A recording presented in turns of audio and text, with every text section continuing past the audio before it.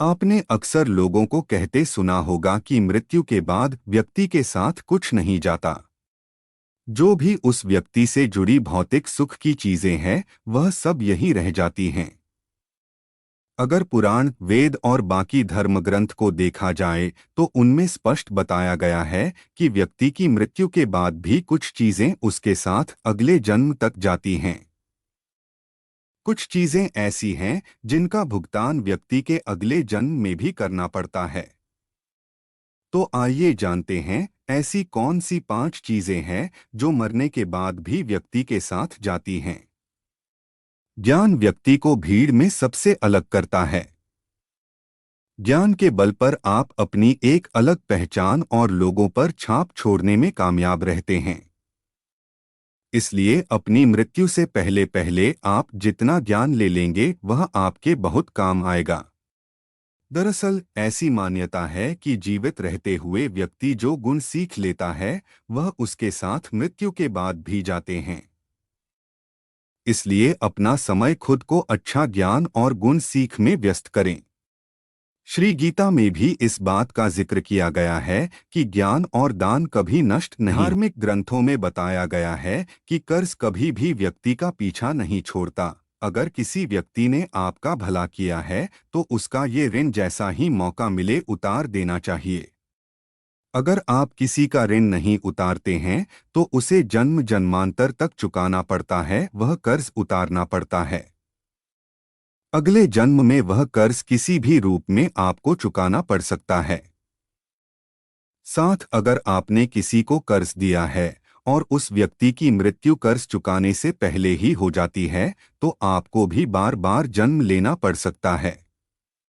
इसलिए ऐसे व्यक्ति को उसकी मृत्यु के साथ ही माफ कर देना आपके लिए उचित रहेगा।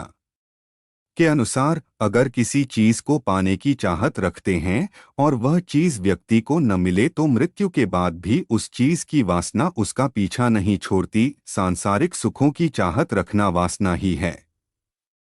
वासना को लेकर विष्णु पुराण में एक कथा भी मौजूद है। राजा भरत को अपने हिरण के बच्चे से बहुत प्यार था। उसी के बारे में सोचते हुए उसने प्राण त्याग दिए।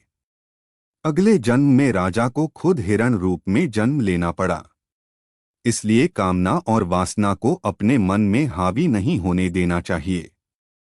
साथ ही किसी भी चीज को लेकर अधिक मोह माया नहीं होनी चाहिए। गीता में कहा गया है कि मनुष्य जीवन बिना कर्म के संभव नहीं है। हर पल मनुष्य अच्छे ये बुरे कर्म करता है। मृत्यु समीप आने पर व्यक्ति के कर्मों द्वारा ही तय होता है कि उसे परलोक में सुख मिलेगा या दुख। इन्हीं के परिणाम से अगले जन्म में अच्छा बुरा फल प्राप्त होता है।